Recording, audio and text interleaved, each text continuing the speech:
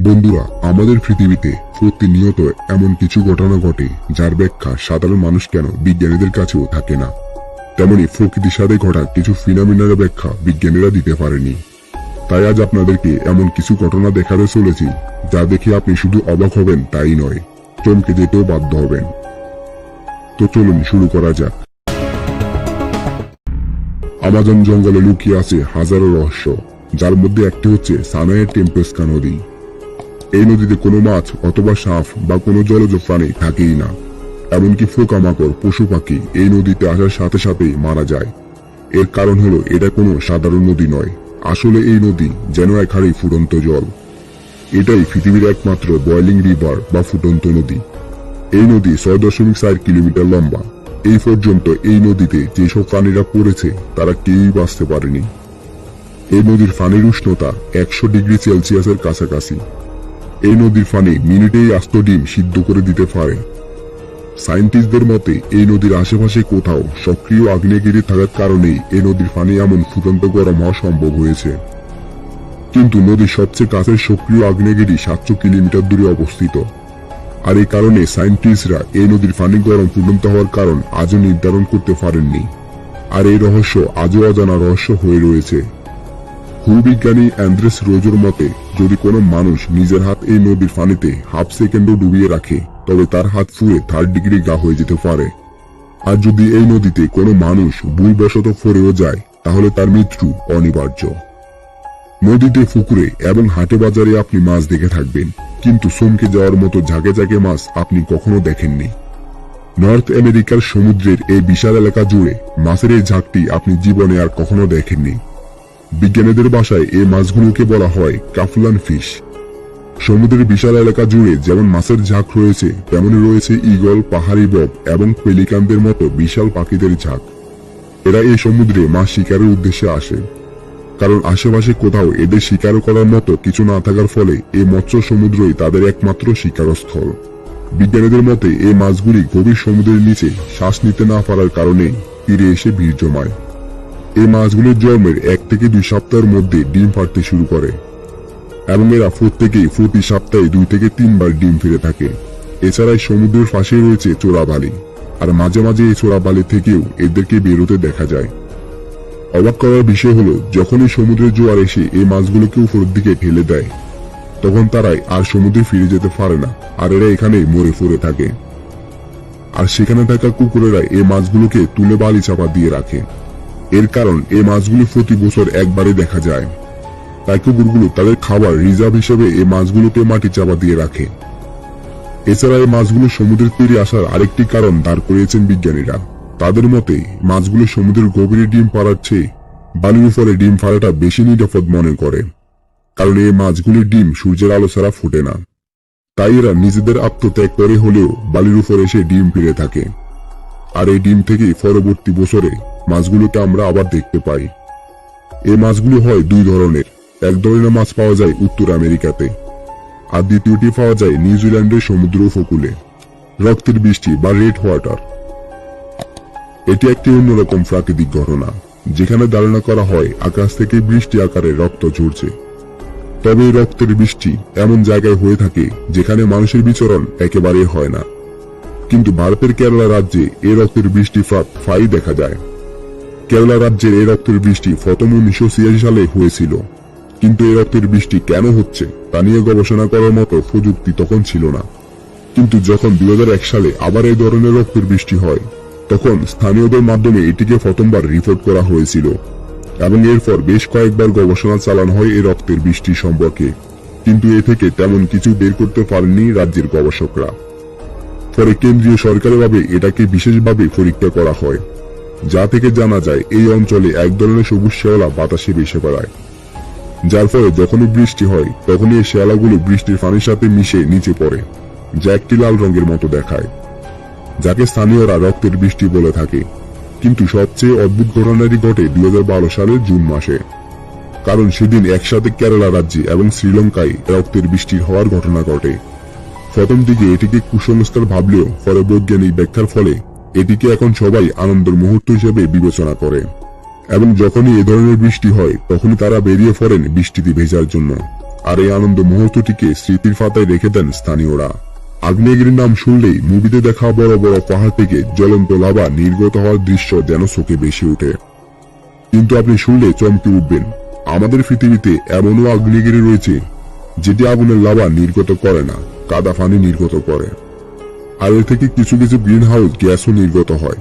প্রকৃতির এই অবাক করা সৃষ্টিকে ফঙ্কদাগিরি বা মাড ভলকানো বলা হয়। মাড ভলকানো সেই সব জায়গা পাওয়া যায় যেখানে কাদা অথবা তরল মাটির স্তূপ রয়েছে এবং টেকটনিক গতিবিধির প্রেসার পড়ে, আর এর মধ্যে হাইড্রোকার্বন গ্যাসও জমা হয়। টেকটনিক গতিবিধির চাপ কাদা মাটিকে উপরের দিকে ঠেলে দেয়। এর ফলে কাদা স্তূপগুলি ফুটন্ত অবস্থায় আগ্নেয়গিরি থেকে বেরিয়ে আসে। এদের পরস্পর ক্রিয়ার ফলে আগুন জ্বলে ওঠে।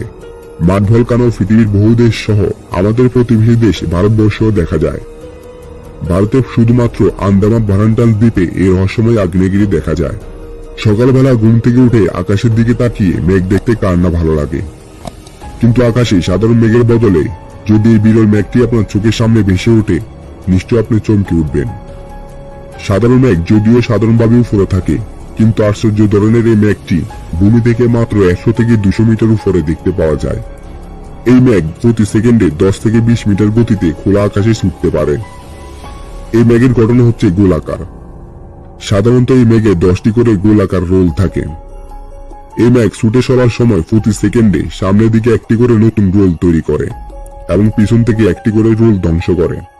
অস্ট্রেলিয়ান এয়ারফোর্স 1942 সালে কর্ফেন্টারিয়ার উপসাগরে প্রথমবার এই অদ্ভুত ধরনের মেঘটিকে ডিসকভার করেছিলেন।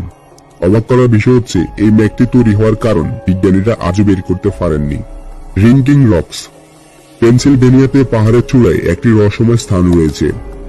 এখনো পর্যন্ত কেউ জানে না যে এই স্থানে পাথরগুলো কোথা থেকে এলো এবং কেন এলো। এই পাথরগুলোতে হাতুড়ি দিয়ে বাড়ি মারলে মৃদু ইনস্ট্রুমেন্টের মতো মনোরম শব্দ তৈরি হয়।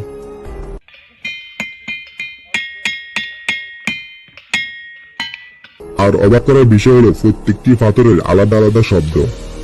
বিভিন্ন পেশার মানুষ এখানে এসে পাথরগুলোর শব্দ শুনতে ভীষণ পছন্দ করেন। পৃথিবীর অনেক জায়গায় এই ধরনের পাথরগুলো ছড়িয়ে ছিটিয়ে রয়েছে, তবে এই পাথরগুলোকে খুঁজে পাওয়া সহজ নয়। ভাববার বিষয়, এই পাথরগুলো থেকে এই ধরনের শব্দ আসে কোথা থেকে। আর এই বিষয়ে প্রত্যেক বিজ্ঞানীদের আলাদা আলাদা মতবাদ রয়েছে। কিছু বিজ্ঞানীদের মতে এই শিলা পাথরগুলি ডায়াপেজ দিয়ে তৈরি, যেটি আর্টক্রাস্টের সময় পাওয়া যায়, আর এদের বিশেষ স্ট্রাকচারের জন্য এই ধরনের শব্দ আসে। দ্বিতীয় থিওরিটি অনুযায়ী একটি শিলার উপর আঘাত করলে লো ফ্রিকোয়েন্সি সাউন্ড বের হয়, যা আমরা শুনতে পাই না, কিন্তু বারবার আঘাত করলে প্রত্যেকটি ফ্রিকোয়েন্সি একসাথে মিলে যায় এবং একটি নতুন শব্দ তৈরি হয়ে আমাদের কানে ভেসে আসে, যেটি আমরা শুনতে পাই। যদিও এর আসল কারণ সম্পূর্ণভাবে প্রমাণিত নয়, আর এই কারণে শিলা পাথরগুলোর রহস্য আজও বর্তমান। মেডুসা। মেডুসার নাম হয়তো আপনি শুনেছেন, যার মাথা চুলের পরিবর্তে সাপ ছিল। কেউ যদি তার চোখের দিকে তাকাতো তবে সে পাথরে পরিণত হতো। যদিও এটি গ্রিক পৌরাণিক কথা, কিন্তু আপনি শুনলে ভয় পাবেন। এরকম একটি কুয়ো বাস্তবেও রয়েছে। এই কুয়োর ভিতরে আপনি যাই ফেলেন না কেন তা সবকিছুই পাথরে পরিণত হয়। ইংল্যান্ডের নিজিব্রাতে অবস্থিত এই কুয়োকে স্থানীয় মানুষ দৈত্যের কুয়ো হিসেবে মান্য করেন। আজও এখানে 2018 সালের ব্যাকটেরিয়া প্রফিটের মতো জিনিস দেখতে পাওয়া যায়। টেডি বিয়ার, সাইকেল, এসব ধরনের জিনিস এখানে পুরোপুরি পাথরে পরিণত হয়েছে। এখন এটিকে আস্তে আস্তে ভ্রমণস্থলে পরিণত করা হচ্ছে। কুয়ো থেকে জড়ো করা পানির নিচে নিজেদের জিনিস মানুষ ঝুলিয়ে রাখে, পরে যেন সেই জিনিস পাথর রূপে দেখতে পাওয়া যায়। অ্যাডভেঞ্চারের তৃতীয়া মানুষ নিজের কিছু জিনিস এখানে রেখে যায় এবং কিছু সপ্তাহ বাদে সেই জিনিসগুলোকে পাথর হিসেবে দেখতে আসে। হাই মিনারেলের উপস্থিতি হওয়ার ফলে এরকম হওয়া সম্ভব, কিন্তু হাই মিনারেলের কারণে এরকম হতে হলে বছর পর বছর সময় লেগে যায়, প্রায় 100 বছর সময় লাগে। কিন্তু এখানে তেমনটা নয়, এখানে পড়ে থাকা জিনিস সপ্তাহে পাথরে পরিণত হয়। আর এই রহস্যের কারণেই এই জায়গাটি বিজ্ঞানীদের কাছে আজও রহস্যময়। মাঝে মাঝে আকাশে বিদ্যুৎ চমকাতেই আমরা সবাই দেখি, কিন্তু এখন আমি আপনাদেরকে যে বিদ্যুৎ চমকানোর কথা বলবো তা হয়তো আপনি আর কখনোই দেখেননি। এই বিদ্যুতের রং এবং আকার দেখে আপনি অবাক হবেন। এই বিদ্যুৎ লাল রঙের হয়, মাত্র কিছু সেকেন্ডের জন্য চমকায়। ভূমি থেকে 50 থেকে 90 কিমি উচ্চতায় এই বিদ্যুৎ চমকায়। বিজ্ঞানীরা এই বিদ্যুৎ সম্পর্কে বহুকাল ধরে জানে, তবে কেউ জানে না এই বিদ্যুৎ চমকানোর কারণ। অবশেষে এই রহস্যের সমাধান বের করা হয়েছে। বিজ্ঞানীদের একটি টিম বলেছেন প্লাজমা ইনফিউরিটিস এর ফলে এই বিদ্যুৎ চমকায়। মন্টিকারোর একটি ছোট গ্রাম ডিনোসোতে একটি দুধে গাছ রয়েছে, যে গাছ থেকে প্রতিনিয়ত ঝর্ণার পানি নির্গত হয়। এই গাছ দেখে মানুষ অবাক হয়ে যায়। যখনই ভারী বৃষ্টি হয় তখনই এই গাছ ঝর্ণাতে পরিণত হয়। কিন্তু এটা কোনো কৃত্রিম নয়, বরং ন্যাচারাল ঘটনা।